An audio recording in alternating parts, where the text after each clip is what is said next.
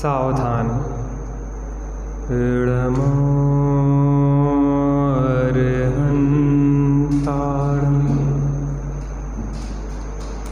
इडमो सिद्धाडं इडमो आयरियाडं इडमो अंझायाडं इडमो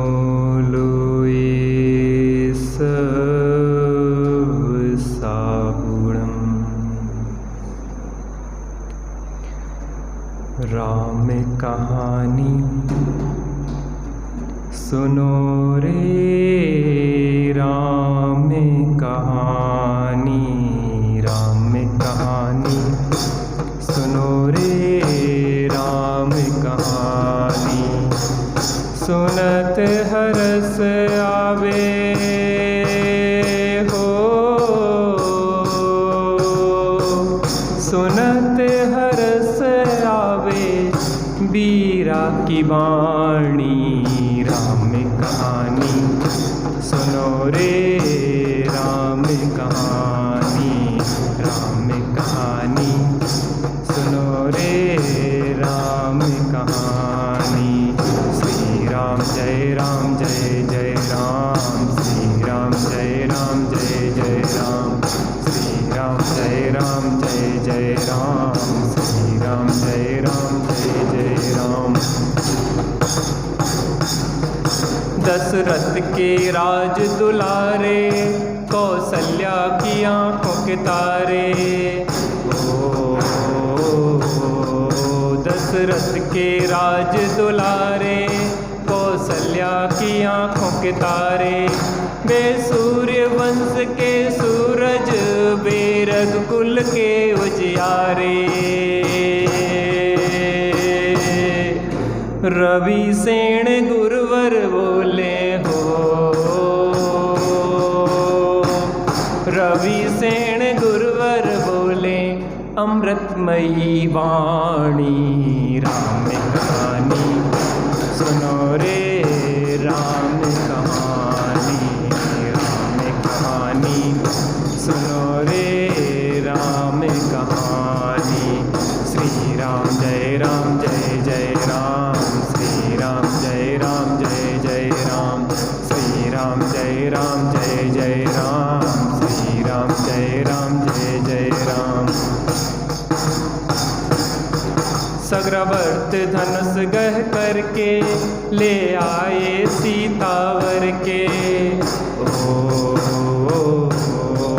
सग्रवर्त धनुष गह करके ले आए सीतावर के। घर त्याग हुए वनवासी, पितु की आज्ञा सिर धर के। लखन सियाले संग हो, लखन सियाले संग छोड़ी राजधानी। राम कहानी सुनो रे, राम कहानी, राम कहानी सुनो रे, राम कहानी। श्री राम जय राम जय जय राम, श्री राम जय राम जय जय राम, श्री राम जय राम जय जय राम, श्री राम जय राम जय जय राम। सिंहनाद दशानन करके ले आया सीता हर के। सिंहनाद दशानन करके ले आया सीता हर के। रघुवर फिरे वन वन में, सीता की रटन को रटते।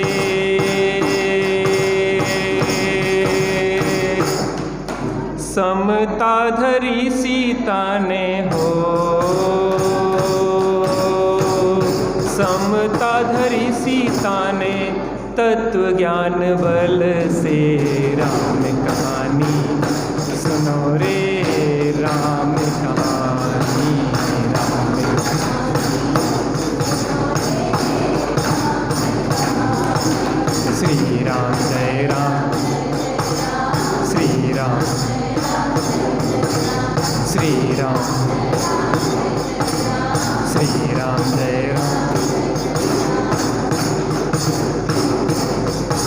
श्री राम ने हनु पठायो, हनु राम दूत बन आयो।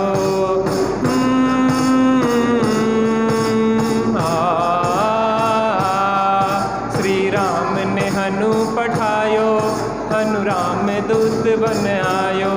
सीता माँ की सेवा में रघुवर को संदेशो लायो, और संग लायो हो, और संग लायो प्रभु मुद्रिका निशानी। राम कहानी सुनो रे, राम कहानी, कहानी सुनो रे, राम कहानी। श्री राम जय राम, जय जय राम, श्री राम जय राम, श्री राम।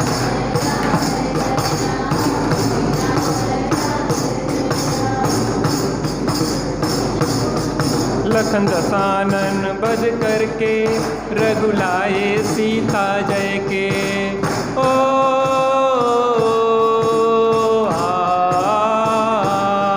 लखन दसानन बज करके, रघुलाए सीता जय के। और भेंट में दे दी लंका, विभीषण ज्ञानी को जय के। लखन सियाले संग हो, लखन सियाले संग आए राजधानी। राम कहानी सुनो रे, राम कहानी, राम कहानी सुनो रे राम। सुनत हरस आवे,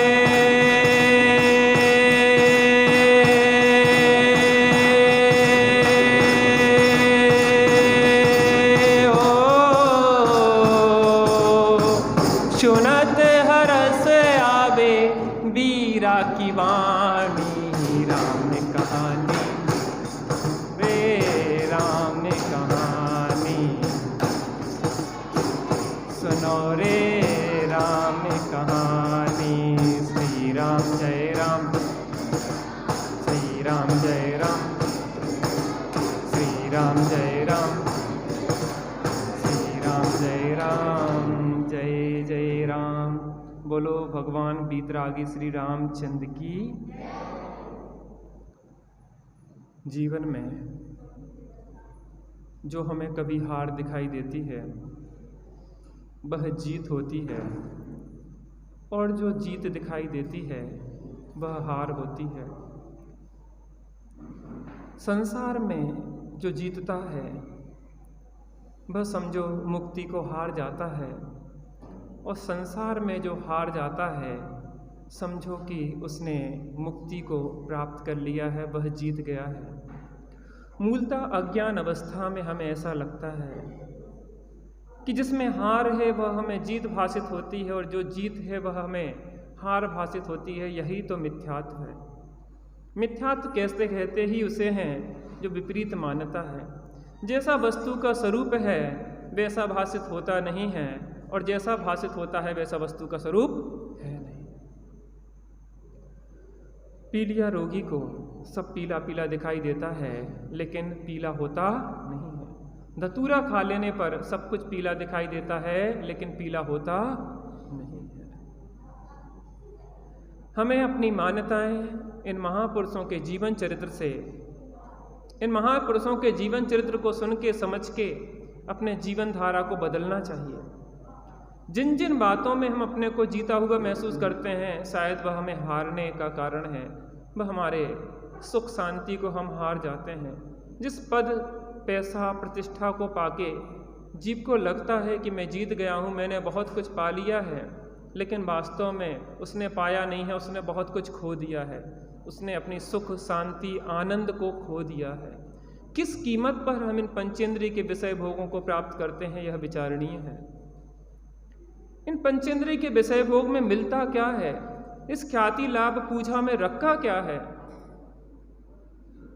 एक व्यर्थ की मनोकल्पना के अलावा और कुछ नहीं है। वास्तव में जो आत्मा के अतीन्द्रिय आनंद को प्राप्त करता है उसे ही पता पड़ता है कि यह विषयों का रस तो विष का प्याला है। एक क्षण के लिए मात्र उस अपने शुद्धात्मा के स्वाद को चखो, एक क्षण के लिए। जो भी आत्मा के अतीन्द्रिय आनंद अमृत को पी लेता है फिर उसको कहीं भी रस नहीं लगता है। रावण और वैश्रवण का युद्ध हो रहा है। वैश्रवण युद्ध में कहता है कि भाई तुम मेरी मौसी के पुत्र हो और मैं कैसे तुम्हारे ऊपर वार करूं? मैं और तुम भाई हो और एक भाई दूसरे भाई पे कैसे प्रहार कर सकता है? लेकिन जो अहंकारी होता है उसको बात समझ में नहीं आती है और अहंकारी रावण कहने लगा यहां उपदेश का समय नहीं है, यहां युद्ध का काल है। युद्ध के काल में तुम उपदेश मत दो, तुम तो युद्ध करो।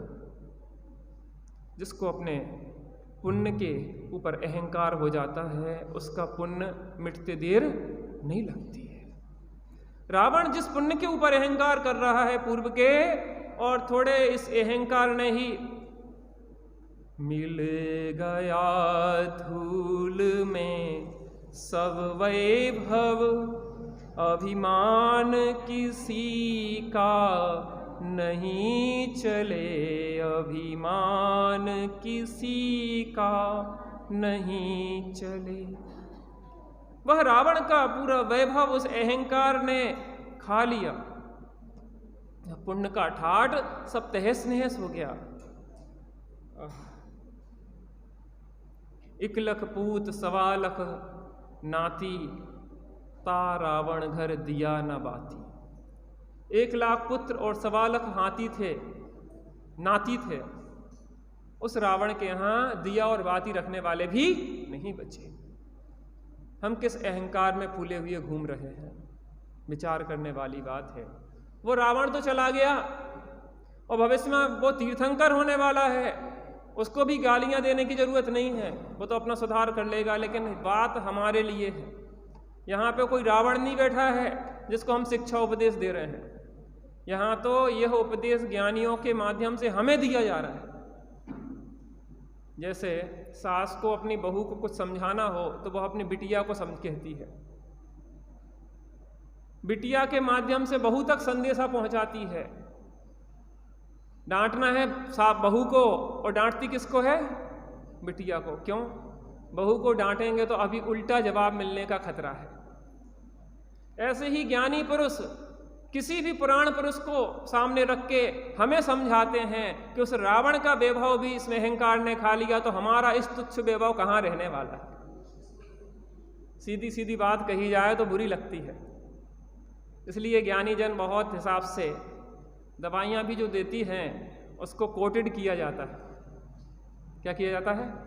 कोटेड किया जाता है, क्योंकि दवाई कड़वी है तो ऊपर से क्या करते हैं? कोटेड कर देते हैं। मीठी ऊपर से मिठास लगा देते हैं। ऐसे ही आचार्य देव हमें सरल भाषा में हमें समझाना चाह रहे हैं कि तुम जिसको सुख मान रहे हो, जिसको तुम अपनी जीत मान रहे हो, वो तुम्हारी सबसे बड़ी पराजय है। सबसे बड़ी पराजय है। संसार का बढ़ना अरे नर देह की यह। हम जीत रहे हैं कि हार रहे हैं? रावण को लग रहा था कि मैं जीत रहा हूं, लेकिन रावण का भ्रम था। वह रावण हार रहा था, अपने पुण्य को हार रहा था, अपनी विशुद्धि को हार रहा था, अपना सर्वस्व बर्बाद कर रहा था। जो पुण्य लेके आया था वह समस्त पुण्य उसने नष्ट कर दिया इस अहंकार में। वैश्रवण ने समझाया रावण को, रावण नहीं माना। वैश्रवण विरक्त हो गया था। उसको लग रहा था कि ये हताश और निराश हो गया है मेरी वैभव के आगे। उसको अंदर से वैराग लगा कि भाई भाई का वध कैसे करे। हमारे सगे संबंधी सामने खड़े हुए हैं। एक प्रसंग याद करें महाभारत का, जब अर्जुन खड़ा हुआ था अपने गुरुजनों के सामने, अपने रिश्तेदारों के सामने, उसने कहा मैं कैसे अपने परिजन को, अपने गुरुजनों को मारूं, मैं कैसे तीर चलाऊं। तब उपदेश दिया गया कि कोई मरता नहीं है, आत्मा तो अजर अमर और अविनाशी है। लेकिन कहाँ क्या उपदेश देना है, ये भी महत्वपूर्ण है। युद्ध लड़ने के लिए आत्मा की अजर अमरता का उपदेश नहीं है।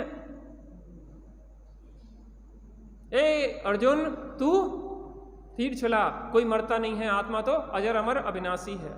ये गलत जगह सिद्धांत का प्रयोग हुआ है। आत्मा की अजर अमरता का तब विचार करना है जब हमारी कोई देह को क्षति पहुंचा रहा हो। अजर हूँ अमर हूँ न मरता कभी, चिदानंद शाश्वत न डरता कभी। अर्जुन ने तब अपनाया था जब वह लोहे के तपतायमान आभूषण पहनाए गए थे और अर्जुन को विचार आया, अजर हूँ अमर हूँ न मरता कभी, चिदानंद शाश्वत न डरता कभी। अर्जुन को विचार आया, अरे मैं तो अजर अमर अविनाशी हूँ, अग्नि से भी मैं कभी जलता नहीं, जल गलाए तो कभी, अस्त्र से भी मैं कभी कटता नहीं, साधकों की साध्य साधक आत्मा, आत्मा हूँ आत्मा हूँ आत्मा, आत्मा हूँ आत्मा हूँ आत्मा, मैं सदा ज्ञायक स्वभावी। सिद्धांतों का भी कहाँ प्रयोग करना है। आचार्य अमृतचंद स्वामी ने पुरुषार्थ सिद्धि उपाय में कहा है कि जो नए चक्र में पारंगत हुए बिना नयों का यद्वा तद्वा प्रयोग करता है, वह स्वयं अपने ही मस्तक के खंड खंड कर लेता है। जे नयों के चक्र को चलाना आम जन की बात नहीं है। इसके लिए तो वही गुरु शरण है, गुरुवो भवंती शरणा। कौन गुरु? जो नयों के चक्र को चलाने में पारंगत आचार्य हो, श्री गुरु हैं, वही शरण है। जिसे नयों की विविक्षाएं नहीं पता है, कहाँ कौन सी विविक्षा से कौन सा कथन है, और कहीं की विविक्षा कहीं लगाता है और समाज में लड़ाई झगड़ा उत्पात मचाता है। कहाँ किस अपेक्षा से लगाना है? सही जगह सही अपेक्षा लगाई जाए तो संवाद होता है, और गलत जगह कहीं दूसरी अपेक्षा लगा दी जाए, गलत अपेक्षा लगा दी जाए तो विवाद होता है। बहुत जिम्मेदारी है वक्ता की। वक्ताओं में बताया टोडरमल जी साहब ने कि वक्ता को क्या होना चाहिए? नयों का ज्ञान होना चाहिए। तो फिर पूछा श्री गुरु से कि वक्ता को ही नयों का ज्ञान होना चाहिए, तो श्रोता में क्या गुण होना चाहिए? जो मुख्यता से वक्ता में हो वही श्रोता में होना चाहिए। इसका मतलब यह है कि वक्ता को भी नयों का ज्ञान हो, श्रोता को भी नयों का ज्ञान हो। वक्ता किस अपेक्षा से कह रहा है, उस अपेक्षा को वह श्रोता भी बराबर समझे, क्योंकि वक्ता के अभिप्राय को नय कहते हैं। आप अपेक्षा नहीं समझेंगे, हम अपेक्षा नहीं समझेंगे तो कहीं का कहीं लगाएंगे। घर में, समाज में, सब जगह समस्या यही है। सास बड़े प्रेम से कह रही है बहू से कि बेटा तुम्हारे गर्भ में शिशु है, अभी घूमने फिरने नहीं जाओ, ठंडी चीजें नहीं खाओ, सर्दी में नहीं निकलो, यहाँ वहाँ नहीं घूमो। बहू को लगता है कि माँ तो टोकती ही रहती है, सास हमें हमारा बुरा चाहती है, हमारा अहित चाहती है, हमें घूमने नहीं जाने देती, हमें चटपटा खाने नहीं देती, हमें ठंडा नहीं खाने देती। आपने सास की अपेक्षा को नहीं समझा, इसलिए आपको तकलीफ हो रही है। सास का तो कहना है कि गर्भ में शिशु है, अभी ऐसा जीवन जियो जिससे बच्चे को संस्कार मिले। जैसे ही गर्भ में शिशु आता है तैसे ही माता और पिता को ब्रह्मचर्य लेना चाहिए जब तक शिशु उत्पन्न ना हो। आप भोगों में लीन रहेंगे तो बच्चे में उन गंदे भोगों के संस्कार जाएंगे, भोगों के संस्कार जाएंगे। माता पिता को जब तक गर्भस्थ शिशु है तब तक ब्रह्मचर्य से रहना चाहिए। क्योंकि गर्भ में ही बच्चा संस्कार लेना शुरू कर देता है। आज वैज्ञानिकों ने खोज की है कि अब अधिकतर पढ़ाई तो गर्भ में ही करा दी जाएगी बच्चों को। वो इस तरीके से तैयार नहीं, हकीकत बात है, इस तरीके से वो सिस्टम तैयार कर रहे हैं कि माँ के गर्भ में ही बच्चों को पढ़ा दिया जाएगा। अभिमन्यु की कथा हमारे सामने है। अरे हमें अभिमन्यु को तो गर्भ में चक्रव्यूह में प्रवेश करने की कला सिखाई थी, लेकिन हमें गर्भ में बच्चे को चक्रव्यूह से निकलने की कला सिखाना है। संसार में भटकने की, काम भोग बंधन की कथा तो सबको सहज सुलभ है, पर से भिन्न एकत्व भाव की उपलब्धि दुर्लभ है। दुर्लभ सहज सुलभ हो जावे हो, दुर्लभ सहज सुलभ हो जावे, ऐसा चमत्कार समय सार महाग्रंथ समय सार महाग्रंथ समय सार। गायक उसके लक्ष्य में आवे हो, गायक जो पढ़ ले एक बार समय सार महाग्रंथ समय सार। अरे बच्चे को पढ़ाना है गर्भ में तो समय सार पढ़ाओ। काम भोग बंधन की कथा तो सबको सहज सुलभ है, उसको सिखाने की जरूरत नहीं है। वो तो कर्म का पैकेज मिलता है, वो जीव के साथ ही आता है। सिखाना नहीं है, पूर्व के संस्कार लेके तो आ ही रहा है भोग बंधन की कथा के, उसको कुछ नहीं सिखाना।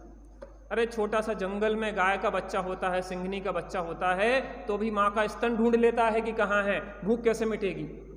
आप सोचो क्या सिखाना है कि तुम्हें क्या करना है क्या नहीं करना। अपने जीवन को तो वो भी पाल लेते हैं।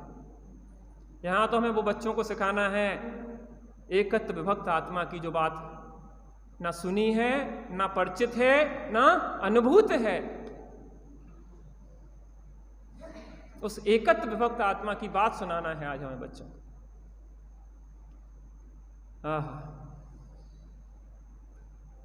रावण सोच रहा था कि ये कमजोरी के कारण बेश्रवण उपदेश की बातें कर रहा है,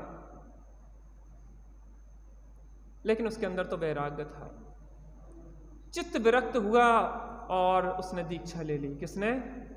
बेश्रवण। आपको पता है बेश्रवण ने दीक्षा लेके कर्मों को काट के मोक्ष प्राप्त कर लिया। वो बेश्रवण मोक्ष चला गया और रावण कहां जाने वाला है? कौन जीता?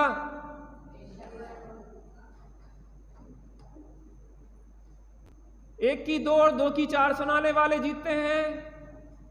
गाली सुन मन खेद नानो, गुण को गुण कहे अयानो, कहिए अयानो वस्तु छीने, बांध मार बहुविध करे, धरते निकाल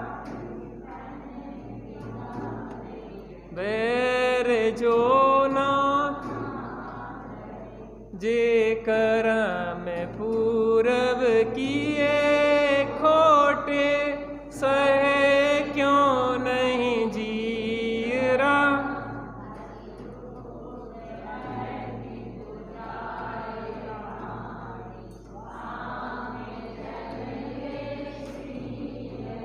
दस लक्षण आने वाले हैं पर्व।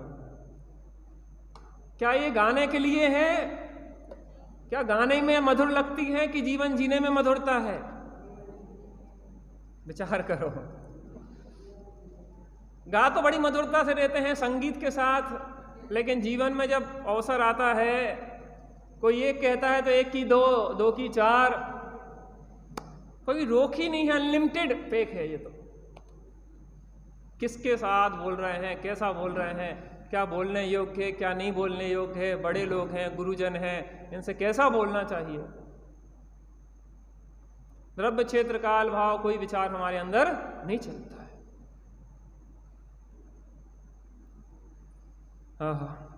वास्तव में संसार में जो हार जाता है वो जीत जाता है। एक बहू की सास बहुत कर्कशा थी। बहू को निरंतर परेशान परेशान और परेशान ही करती रहती थी। पूरा काम बहू करती थी और सास बस ऑर्डर देती रहती थी, ये करो, वो करो, वो करो। एक दिन की बात है, बहू को बहुत बुखार आ गया। बुखार आ गया, वो कांप रही थी। सास ने कहा, ठंडियों का समय था, कि जाओ पानी रखो। चूल्हे पे जाके जैसी कांपती हुई उसने पानी रखा। पानी गर्म हो गया, सास कहने लगी लेके आओ। बेचारी बुखार से तप रही थी और पानी उसका गिर गया, वो जल गई। सास ने कहा कि इतनी भी ताकत नहीं है, पानी भी नहीं संभाल पाती है। उसकी जल गई थी। उसके बाद भी सास ने ये तो पूछा नहीं और उल्टा डांटने लगी। पास में एक पड़ोसन खड़ी थी छत पे, कहने लगी बहन अगर लड़ने का शौक हो तो हमारे पास आ जाओ, दो दो हाथ हो जाए। बेचारी गऊ जैसी बहू को क्यों परेशान करती हो? सीधी सच्ची सी बहू मिल गई है तो तुम परेशान कर रही हो। तो बहू क्या बोली कि हमारे घर की बात है और आपको हमारे घर के बीच में बोलने का कोई अधिकार नहीं है। वो मेरी माँ है, वो मुझे कुछ अच्छा सिखाना चाहती है, वो मेरा कभी भी अहित नहीं करेगी। सास को तत्क्षण आंखों में आंसू आ गए कि मैं तो बेचारी को परेशान करती थी। उसी दिन का समय था कि उसने अपनी बेटी की तरह उस बहू को स्वीकार कर लिया। अगर किसी को अगर सुधारना है तो अच्छी मधुरता के साथ सुधारा जा सकता है। ईंट का जवाब पत्थर से देके किसी ने किसी को सुधार पाया? ये कर्म पूरब किए खोटे सहे क्यों नहीं। जो कर्म किए स्वयं किए, जो कर्म शुभाशुभ फल निश्चय ही दे देते। करें आप फल देन तो स्वयं किए। दीक्षा लेके वह तो पृष्ठ क्रमांक 45। और दुर्धर तप किया और मोक्ष चले गए। 9वें छंद से पढ़ते हैं। पुष्पक नाम विमान मनोरम रत्न जड़ित।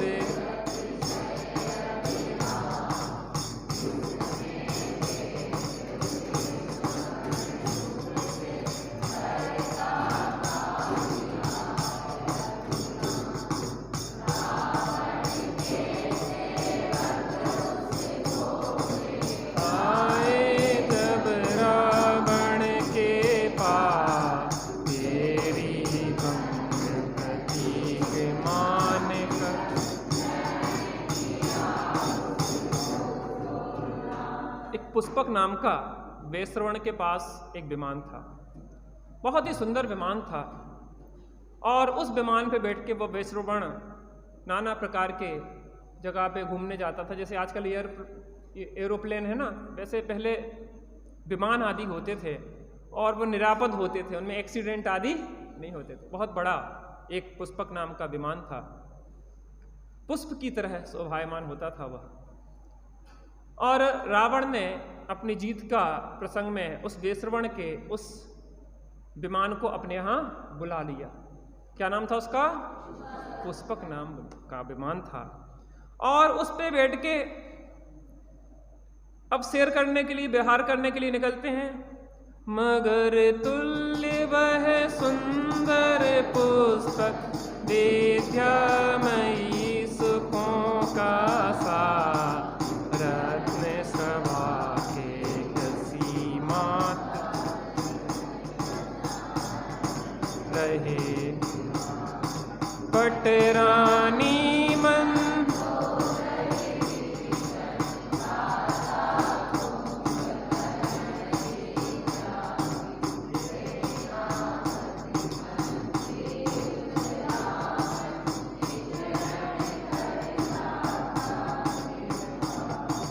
एक दिवस रावण ने अपने पूछा,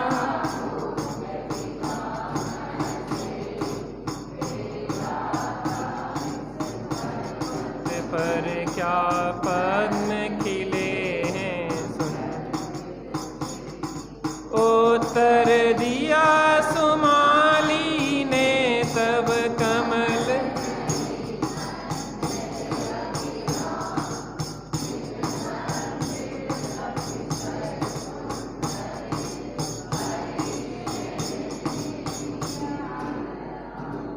वह मगर सदृश दिखने वाला सुंदर पुष्पक विमान था, सुखों का जैसे भंडार था। उसमें बैठ के सपरिवार रावण भ्रमण कर रहा था। माता पिता गुरुजन पत्नियों सब भाइयों सहित उस पुष्पक विमान से सैर कर रहा था। अपने यहाँ नई गाड़ी आती ना, नई गाड़ी, तो क्या करते अपन, चलो कहीं घूमने चलते हैं। तो घूमने के लिए जाते हैं, तो उन्हें नया पुष्पक विमान मिला, तो उन्हें सोचा चलो सैर करें यहाँ थोड़ी। तो सब परिवार सहित वह भ्रमण कर रहे थे। मार्ग में क्या देखते हैं, एक पर्वत के ऊपर उन्हें ऐसा लगता है जैसे कमल खिले हुए हों। तो अपने पितामह से पूछा, हे दादा, क्या इस पर्वत पे जे सुंदर कमल खिले हुए हैं? तो सुमाली ने कहा कि नहीं पुत्र, यहाँ पे सुंदर जिन मंदिर है। उस जिन मंदिर की रचना ऐसी है जैसे खिला हुआ पुष्प। एक लोटस टेम्पल है, लोटस माने कमल की आकृति का मंदिर है। उसी आकृति का एक कमल जैसा मंदिर था। तो रावण को लगा कि ये क्या है दादाजी? उन्होंने कहा ये कमल है क्या? नहीं, कमल नहीं है, ये जिन मंदिर है। तो क्या किया फिर उनने? तब रावण अतिशय प्रसन्न हो, उतरा जहाँ बने जिन धाम, जिन मंदिर में गया भक्ति से करी वंदना नत निष्काम।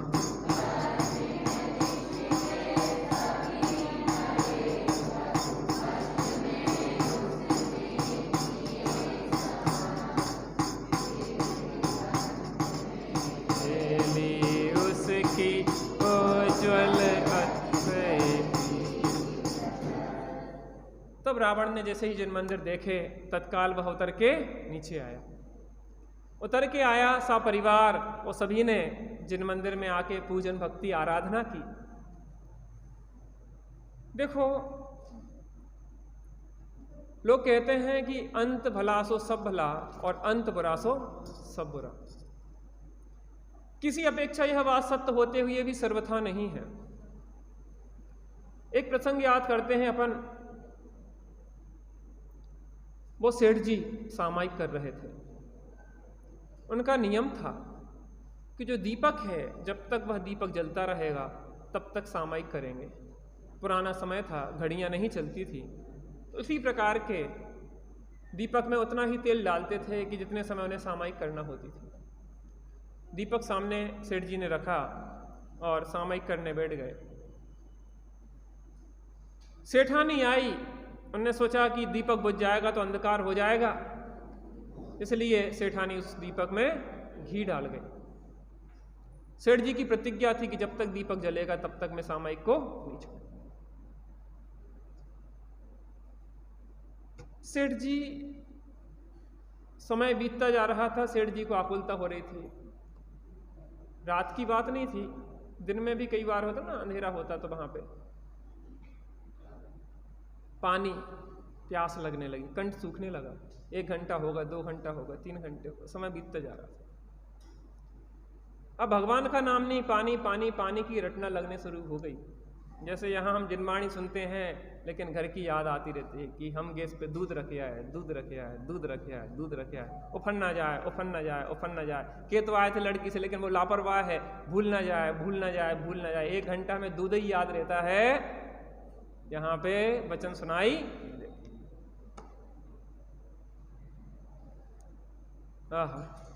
तो वो भगवान का नाम भूल गया। पानी पानी पानी पानी पानी पानी, मरण हो गया। पानी पानी पानी करता हुआ मरा तो पानी में मेंढक बन गया। लेकिन मैं ये कहना चाह रहा हूं यहाँ पे, ज्ञानी जन यह कहते हैं कि सर्वथा यह बात सत्य नहीं मानना कि अंत भला सो सब भला और अंत बुरा सो सब बुरा। अंत में क्षणिक परिणाम बिगड़े, उस कारण से वह मेंढक जरूर हुआ, लेकिन मेंढक बन जरूर गया, लेकिन जीवन भर जो धर्म आराधना की थी वो संस्कार भी साथ में गए कि नहीं गए? पूरा जीवन का हिसाब चलता है, अकेले अंत समय में नहीं चलता है। हम सोचे कि हम तो जीवन भर खराब बिताएं और अंत सुधार लें, ऐसा जीवन अच्छा होगा, मुख्यता से अंत अच्छा होता है, लेकिन कदाचित किसी तीव्र हृदय से राजा श्रेणिक जैसा कोई को नरकायु आदि बंद हो गया, कुछ हो गया हो, अंत में परिणाम बिगड़ते हुए देखे जाते हैं। लेकिन सर्वथा ऐसा नहीं मानना कि उसके कारण से वह जीवन की आराधना उसकी बर्बाद हो। आप और हम विचार करें, वह मेंढक जरूर बन गया, लेकिन संस्कार थे जिन भक्ति के। समंत्र भद्र स्वामी ने दृष्टांत दिया तो उस मेंढक का दिया कि एक मेंढक राजगृही में जब भगवान महावीर का समोषण आया तो उसके अंदर भी प्रफुल्लता हुई कि चलो भगवान के समोषण में चलते हैं, दिव्य देश न सुनेंगे। और फुदकता हुआ जा रहा था, क्या लेके जा रहा था? एक फूल की पंखुड़ी लिए हुए कि अरे खाली हाथ जिन मंदिर जाया नहीं जाता है। जो संस्कार थे उसके अंदर फुदकता हुआ चला जा रहा था।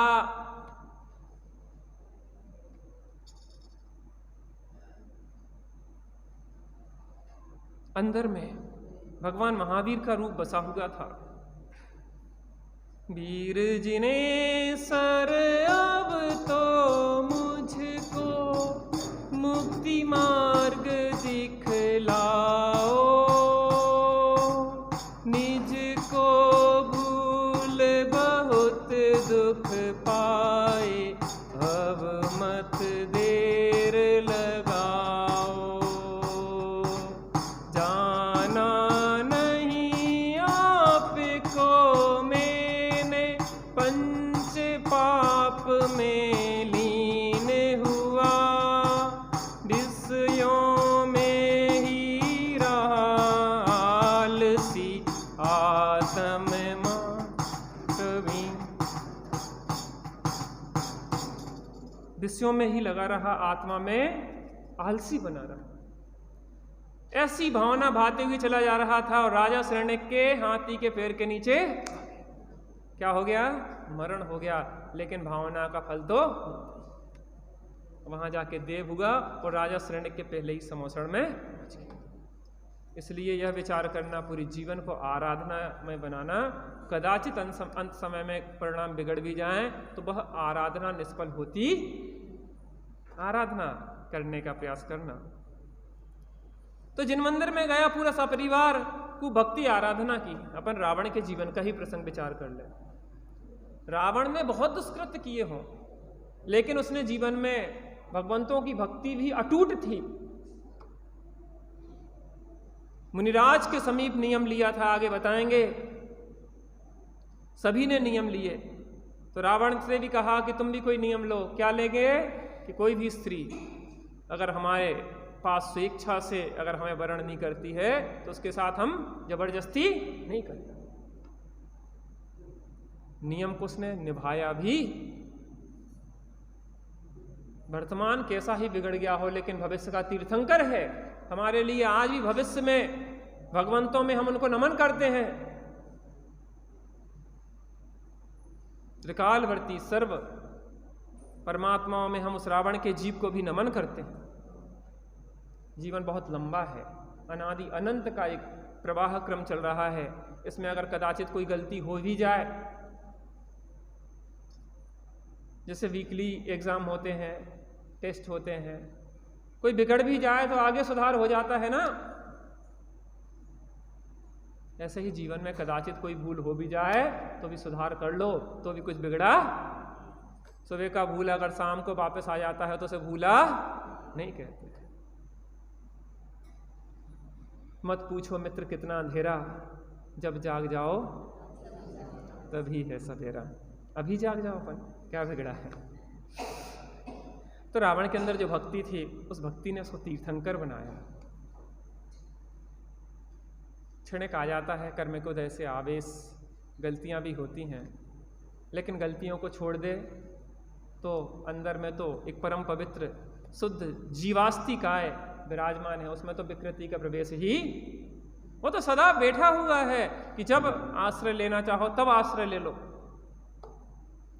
मेरा दर खुला है, खुला ही रहेगा तुम्हारे लिए। हे परिणति, मेरा द्वार, उस त्रिकालिक ध्रुव परमात्मा का द्वार सदा खुला था, खुला है और खुला ही रहेगा। तुम जब देखना चाहो उसी क्षण दर्शन देने के लिए तैयार है परमात्मा। रावण ने वहां भक्ति पूजा उपासना की। चूंकि अर्धचक्री होता है प्रति नारायण, तो उसे 3 खंड को जीतने के लिए निकलना पड़ता है। तो वो निकलने के 3 खंड को जीतने के लिए निकला तो उसकी ख्याति चारों ओर फैलने लगी और दक्षिण दिशा के जो राजा थे उन समस्त राजाओं को उसने जीत लिया, जिससे उसकी ख्याति आगे प्रसिद्धि बढ़ने लगी। आगे देखते हैं। चला चला अब रावण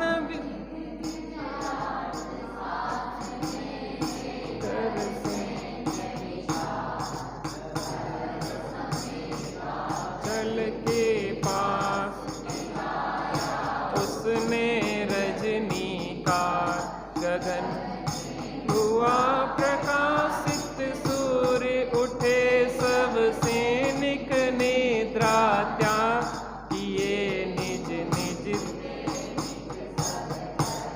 लिया प्रभु का शुभ नाम सरा। वह चला दिग्विजय के लिए, साथ में विशाल सेना थी। संवेदाचल पर्वत के निकट वह ठहरा हुआ था, रात्रि का समय था। सुबह हुआ और सुबह हुआ तो राजा रावण नित्य कर्म आदि करके निवृत्त हुआ और भगवान का स्मरण किया। भगवान की पूजन उपासना आदि उसने प्रातः काल की। वह राजसभा में बैठा हुआ था। अचानक क्या होता है देखते हैं। अचानक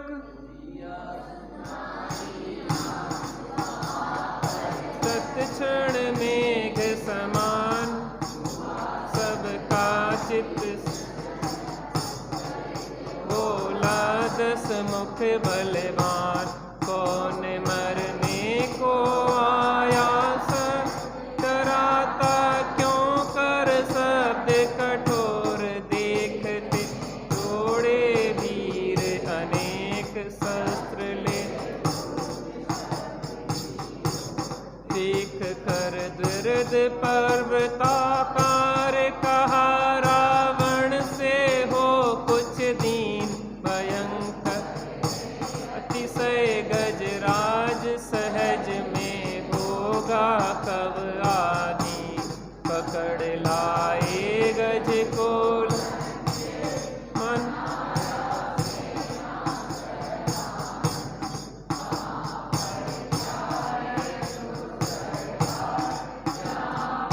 तो शुभ भाग्य अमन। बहुत जोर का आवाज सुनाई दी, एक नाद सुनाई दिया, एक चिघाड़ सुनाई दी। रावण के कान में वह आवाज पहुंची तो रावण ने कहा, इतना जोर से कौन चिघाड़ रहा है?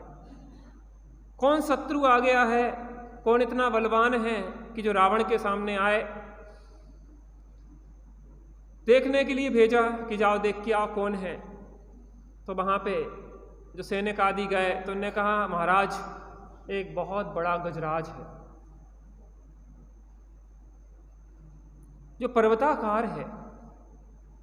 ऐसा लगता है कि वो जैसे साक्षात पर्वत हो और वो चिंघाड़ रहा है चारों ओर, और हमारे बस की बात नहीं है कि हम उसको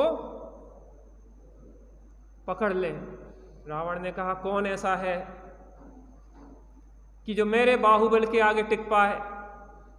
और वहां पे रावण अपने पुष्पक विमान से पहुंचा जहां पे वह गजराज था, और रावण ने पहुंच के जो शंख था उसके पास, उस शंख को बहुत जोर से बजाया। शंख को बजाते ही दसों दिशाएं गुंजायमान होगी और हाथी भी समझ गया कि कोई बलशाली आ गया है। और जैसे ही रावण को देखा वह शांत हुआ और रावण उसकी पीठ पे सवार हो गया। ऐसा लगा कि जैसे कोई सेवक हो रावण का। कहते हैं कि जहां पुण्य होता है तो अच्छे अच्छे बस में हो जाते हैं। तो वह हाथी को रावण उस हाथी पे बैठ के आया, सभी लोग ने जय जयकार मचनाए। आहा, पुण्य के उदय में कौन सी चीज दुर्लभ है और पाप के उदय में कौन सी चीज सुलभ है। पापोदय में चाह व्यर्थ है, नहीं चाहने पर भी हो, और पुण्योदय में चाह व्यर्थ है, सहज पने मन वांछित हो। लेकिन भैया ये पुण्य का उदय है, इस पुण्य के उदय पे जो रीझता है वो पाप का बंध करता है। पुण्य के उदय जान के भेद विज्ञान करने लायक है। जो हमें मिला है वह सब पुण्य का ठाठ है, और पुण्य के ठाठ को पुण्य के कार्यों में लगा दो। निज हाथ दीजे, साथ लीजे, खाया खोया। ये पुण्य का ठाठ मिला है, धन संपत्ति मिली है, ये किसके हैं? पुण्य के हैं। पुण्य ने हमारे पास ला के रख दिए हैं, साता कर्म ने अनुकूलताओं को ला के रख दिया है। उसका उपयोग काय में करें? धर्म ध्यान में करें, भगवंतों की पूजा उपासना में करें, गरीबों को दान आदि दें। मैंने पहले भी कहा था 10 लक्षण पर्व आ रहे हैं। बहुत सारे ऐसे साधर्मी हैं जिन्हें इतनी अनुकूलता नहीं है कि 10 दिन तक निर्वृत्ति पूर्वक धर्माराधना कर सके। रोज गड्ढा खोदते हैं और रोज पानी पीते हैं। उनके लिए हम निराकुलता करते हैं। इस जड़ लक्ष्मी का क्या भरोसा है, आज यहाँ है और कल वहाँ है। एक सेठ जी पंचकल्याण कराना चाह रहे थे। पंडित जी से कहा कि पंडित जी मैं पंचकल्याण कराना चाहता हूं। पंडित जी ने कहा कि 5 लाख रुपए खर्च हो गए। सेठ जी ने 5 लाख रुपए की मोहरें सामने रख दी।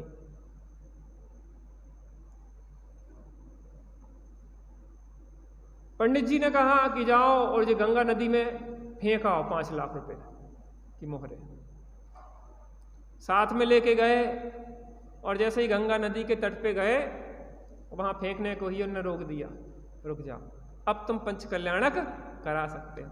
ये 5 लाख तो ये समझ लो कि ये गए, अब तुम धूमधाम से पंचकल्याणक कराओ। धूमधाम से पंचकल्याणक हुआ, बहुत सुंदर हुआ, बहुत प्रभावना हुई। और प्रभावना के बाद पंडित जी ने कहा कि सेठ जी तुम बहुत कंजूस हो। सेठ जी ने कहा मैंने इतनी दिलेरी से काम किया, आप कंजूस कह रहे हैं? कहने लगे भैया यहाँ पे नहीं संभला तो अगले भाव के लिए ले चले, क्योंकि तुमने जो दान पुण्य किया है वो अगले भाव की तैयारियां हैं। तुमने यहाँ जो अच्छे कार्य किए हैं वो अगले भाव के लिए तुमने पूंजी इकट्ठी कर ली है। जो यहाँ पे इन्वेस्ट करोगे धर्म ध्यान में, दूसरों की मदद में, भविष्य में वही मिलेगा। इसलिए निज हाथ दीजे, साथ लीजे, खाया खोया। इस धरा पर सब धरा। पाप पुण्य की विचित्रताओं को बताने वाला है प्रथमान योग। महापुरुषों का जीवन चरित्र हमारे जीवन चरित्र को बदलने वाला है। हम भी अपने जीवन चरित्र को बदलें और सुखी हों। अभी समय अपना जिन सिद्धांत